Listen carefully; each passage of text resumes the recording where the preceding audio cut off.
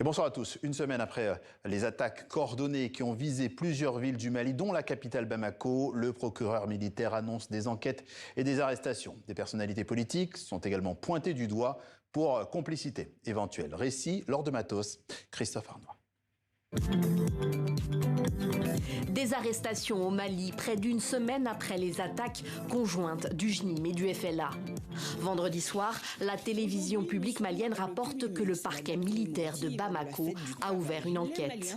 Les investigations menées ont permis à ce stade d'établir un faisceau d'éléments solides et relatifs à la complicité de certains militaires radiés ou en instance de radiation de l'effectif, notamment leur participation à la planification, à la coordination et à l'exécution des attaques su-indiquées, avec l'implication notoire de certains hommes politiques, dont le docteur Oumar Mariko. L'ancien député et opposant Oumar Mariko dans le viseur de la justice malienne. Lui qui a raconté avoir rencontré début avril sur le territoire malien des représentants du JNIM pour négocier la libération de prisonniers et, dit-il, pour entamer un dialogue avec le groupe djihadiste.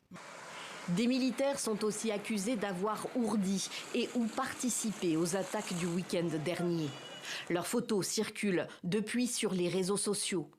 Le sergent Diakaridia Sodjo, l'adjudant Moussa Diané, l'adjudant-chef Mamadou Keïta et Sohiba Diarra, militaire à la retraite. On ne sait pas qui parmi les présumés coupables a déjà été arrêté. Les recherches se poursuivent selon le communiqué du procureur.